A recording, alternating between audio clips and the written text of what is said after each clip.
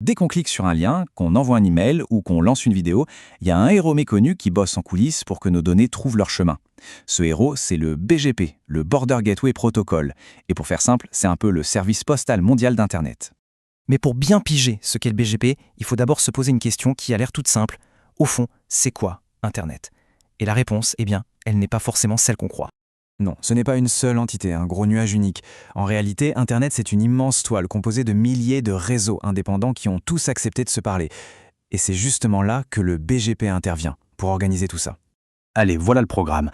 On va décortiquer cet Internet des Internets, voir comment il fonctionne, comme une poste géante, comment les réseaux négocient entre eux, comment ils choisissent les meilleures routes et surtout comment ils gèrent cette complexité monstre. Bon, première étape, commençons par le début. Si Internet est un réseau de réseaux, ça veut dire quoi, un de ces réseaux? C'est quoi la brique de base de tout ce système? Alors, dans le jargon du métier, on appelle ça un système autonome, ou AS. Chaque grand opérateur, chaque géant de la tech a son propre AS. Pour que ce soit bien clair, on va garder une analogie tout du long. Imaginez que chaque AS, c'est un pays, avec son propre service postal et ses propres règles. Et attention, l'échelle est vertigineuse. Le BGP doit aujourd'hui gérer plus de 100 000 routes à travers le globe. C'est comme si on demandait à un super système de gérer toute la logistique postale entre plus de 100 000 villes dont les cartes routières changent sans arrêt. C'est colossal. Ok, on a donc nos pays numériques. Mais alors, comment font-ils pour s'envoyer du courrier les uns aux autres?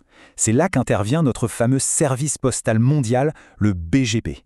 Le BGP, c'est tout simplement le langage universel, le protocole officiel que tous ces services postaux nationaux utilisent pour s'échanger les cartes routières. Son job, ce n'est pas de livrer le courrier dans une rue précise à l'intérieur d'un pays, non. Lui, il s'occupe uniquement du transport entre les frontières. Et ce BGP, il a deux casquettes. D'un côté, il y a le BGP, le E pour externe. Lui, il gère les passages frontaliers internationaux, le courrier qui passe d'un pays à l'autre.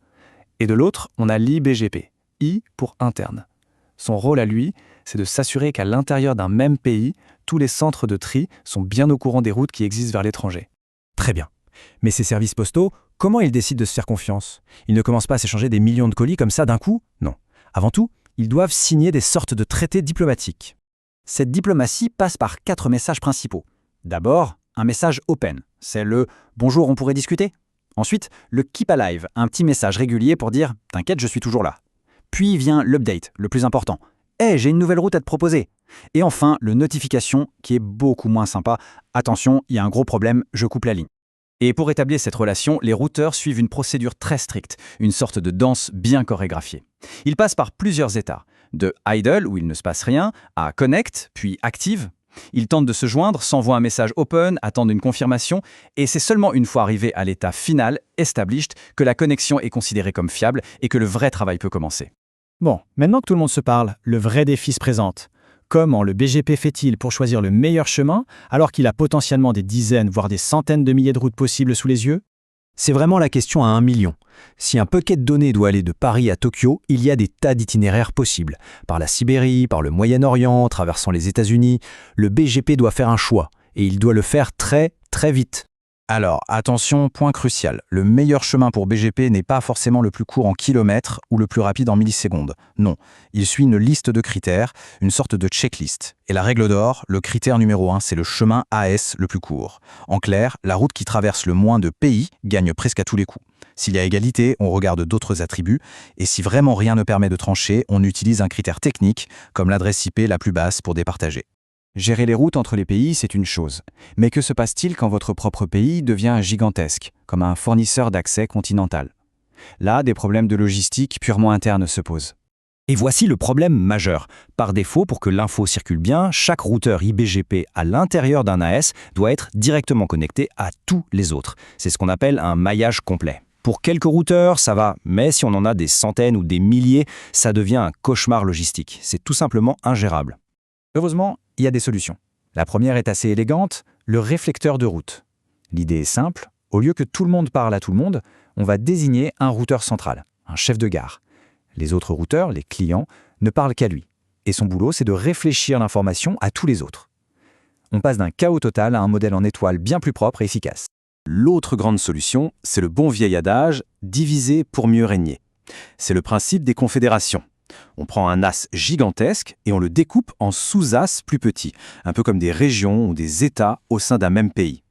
Vu de l'extérieur, ça reste un seul et même bloc, mais à l'intérieur, la gestion est beaucoup plus simple. Et ça, c'est une idée clé, peut-être la plus importante et la plus contre-intuitive. On pourrait croire que BGP sert surtout à choisir comment faire sortir son trafic. Mais sa vraie puissance pour les ingénieurs réseau, c'est de pouvoir influencer la manière dont le trafic des autres entre chez eux. C'est un peu comme si la poste française pouvait dire à la poste allemande « Pour tout le courrier vers Lyon, s'il vous plaît, passez par Strasbourg, ça nous arrange ». C'est un outil de contrôle phénoménal. Pour conclure, il faut retenir que tout ce gigantesque système repose sur une seule chose, la confiance. Chaque réseau fait confiance aux annonces de ses voisins. Mais ça nous amène à une question fondamentale. Qu'est-ce qui se passe quand quelqu'un trahit cette confiance? Quand un réseau, par erreur ou volontairement, commence à mentir et à détourner une partie du trafic d'Internet. Et là, on ouvre la porte à tout un autre monde, celui de la sécurité et de la politique des réseaux.